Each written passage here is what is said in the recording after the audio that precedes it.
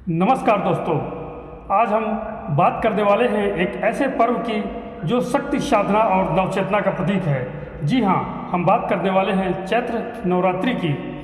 और हम आपको धर्म, संस्कृति और आस्था से जुड़े इस पहलू के बारे में बहुत ही विस्तार से बताने जा रहे हैं। दोस्तों, नवरात्रि यानी नौ और रात्रि यानी रातें, ये वो पावन नवरात्रियाँ होती हैं जब संपूर्ण ब्रह्मांड में शक्ति की साधना होती है। चैत्र नवरात्रि साल की पहली नवरात्रि होती है जो हिंदू पंचांग के अनुसार चैत्र माह के शुक्ल पक्ष की प्रतिपदा से शुरू होती है और नवमी तक चलती है। इसे बसंत नवरात्रि भी कहा जाता है। दोस्तों, क्या आप जानते हैं चैत्र नवरात्रि केवल एक त्यौहार नहीं बल्कि आत्मशुद्धि, शक्ति उपासना और भगवान श्री राम के जन्म की तैयारी का समय भी माना जाता है। चलिए दोस्तों, आज इस वीडियो में हम विस्तार से जानते हैं चैत्र नवरात्रि का इतिहास, महत्व, 9 दिनों तक देवी की पूजा, व्रत विधि, धार्मिक परंपराएं और कैसे इस पर्व को हम आत्म कल्याण का साधन बना सकते हैं। चैत्र नवरात्रि का इतिहास। दोस्तों, चैत्र नवरात्रि का उल्लेख कई पुराणों और शास्त्रों में मिलता है। माना जाता है कि इस समय माँ दुर्गा ने महिषासुर जैसे राक्षसों का संहार किया और देवताओं को उनके भय से मुक्ति दिलाई। यह शक्ति और धर्म की विजय का प्रतीक है। कुछ मान्यताओं के अनुसार ब्रह्मा जी ने इस दिन ब्रह्मांड की रचना की थी। यही कारण है कि इसे हिंदू नववर्ष की शुरुआत भी माना जाता है, विशेषकर उत्तर भारत में। दोस्तों, चैत्र नवरात्रि का आध्यात्मिक महत्व के बारे में जानने की कोशिश करते हैं। नवरात्रि केवल देवी की पूजा का समय नहीं बल्कि यह आत्मशुद्धि का अवसर भी होता है।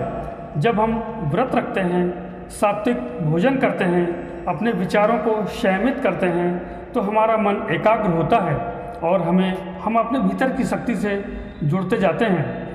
चैत्र नवरात्रि का संबंध नव चेतना, नव ऊर्जा और नव संकल्पों से भरा होता है। यह समय है नकारात्मकता को त्यागने और सकारात्मक ऊर्जा को अपने जीवन में शामिल करने का। दोस्तों, नवरात्रि की 9 देवियाँ। इन 9 दिनों में माँ दुर्गा के 9 रूपों की पूजा की जाती है। हर देवी का एक विशेष रूप, रंग, मंत्र और महत्व होता है। आइए इनका संक्षिप्त परिचय जानने की कोशिश करते हैं। नंबर 1 पर आती हैं शैलपुत्री। जी हाँ, पर्वतराज हिमालय की पुत्री, ये नारी शक्ति का प्रथम रूप मानी जाती हैं। नंबर 2 ब्रह्मचारिणी, तपस्या की देवी, संयम और साधना का प्रतीक इन्हें माना जाता है।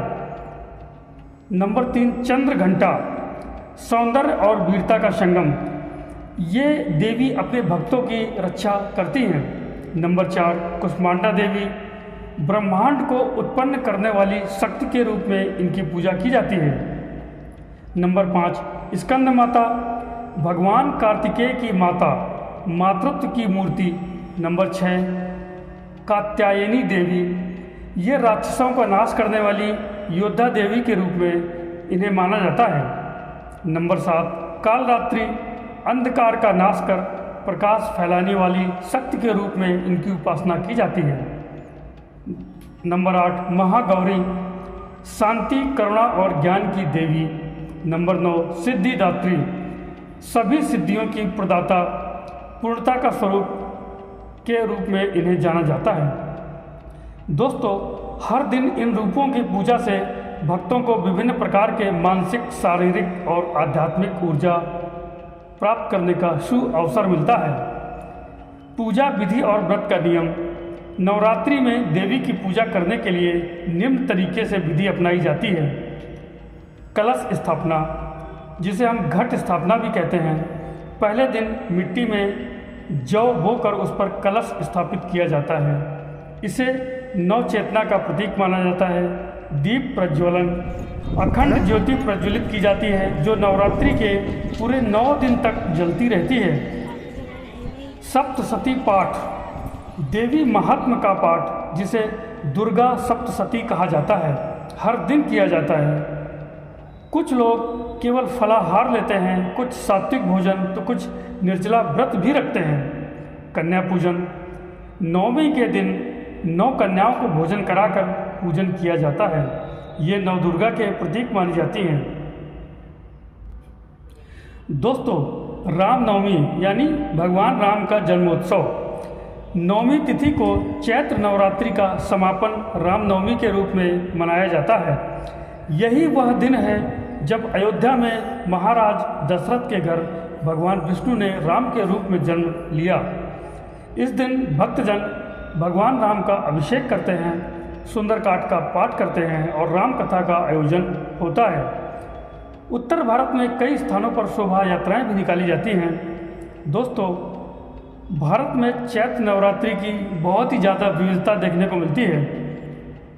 भारत के विभिन्न हिस्सों में अलग अलग तरीके से इसे मनाया जाता है। जैसे कि उत्तर भारत में यहाँ विशेष रूप से रामनवमी पर जोर होता है। उपवास, रामायण पाठ, कन्या पूजन बिल्कुल आम है।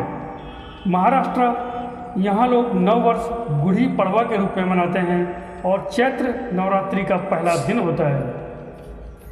पश्चिम बंगाल और पूर्वोत्तर में यह पर्व शरद नवरात्रि की तुलना में कम प्रसिद्ध है, लेकिन साधक इस समय भी देवी की उपासना करते हैं। दक्षिण भारत, यहाँ चैत्र नवरात्रि के साथ उगादि नववर्ष भी मनाया जाता है। वैज्ञानिक और यौगिक दृष्टिकोण, दोस्तों, नवरात्रि केवल धार्मिक नहीं बल्कि वैज्ञानिक दृष्टि से भी बेहद महत्वपूर्ण समय होता है। यह मौसम बदलने का समय होता है और सर्दी से गर्मी की ओर। इस परिवर्तन के कारण शरीर की रोग प्रतिरोधक क्षमता कम हो जाती है। व्रत रखने से हमारा शरीर डिटॉक्स हो जाता है और सात्विक भोजन से स्वास्थ्य बेहतर होता है। दोस्तों, योगियों के अनुसार यह समय आंतरिक ऊर्जा को जागृत करने का अवसर होता है। ध्यान, प्राणायाम और साधना के लिए यह समय अत्यंत उपयुक्त होता है। नवरात्रि के दौरान हमें क्या करना चाहिए और क्या नहीं करना चाहिए। पहले तो हम बात करते हैं क्या करना चाहिए। सात्विक भोजन करें, संयमित जीवन शैली अपनाएं, माँ दुर्गा की आराधना, ध्यान, पाठ करें और ज़रूरतमंदों की मदद करें। दोस्तों, अब हम बात करते हैं इस समय हमें क्या नहीं करना चाहिए। मांसाहार, तामसिक भोजन से बिल्कुल ही परहेज रखना चाहिए। किसी की निंदा, द्वेष और क्रोध जैसी बातें अपने दिमाग में बिल्कुल भी मत लाएं। शराब, सिगरेट और जैसे नशीले पदार्थों से हमें इस समय दूर रहना चाहिए। झूठ बिल्कुल भी ना बोलें, किसी का दिल ना दुखाएं। माँ दुर्गा से प्रार्थना हमें करना है, हे माँ जगदम्बे, तू ही शक्ति, तू ही भक्ति, तेरे चरणों में सच्चा सुख है। हमारे जीवन को तू ज्ञान, प्रेम और करुणा से भर दे। हमारे अज्ञान को दूर कर सत्य का प्रकाश दे। तो दोस्तों, ये थी जानकारी चैत्र नवरात्रि के बारे में। यह पर्व न केवल देवी के 9 रूपों की पूजा का समय है, बल्कि अपने भीतर की शक्ति को पहचानने का अवसर भी है। दोस्तों, अगर आपको यह वीडियो पसंद आया हो तो इसे लाइक और शेयर ज़रूर करें और हाँ, चैनल को सब्सक्राइब करना बिल्कुल भी मत भूलें, ताकि आने वाले धार्मिक और प्रेरणादायक विषयों से जुड़े रह सकें। अंत में आप सभी को चैत्र नवरात्रि की हार्दिक शुभकामनाएं। माँ दुर्गा आपकी हर मनोकामना पूरी करें। जय माता दी, जय माता दी।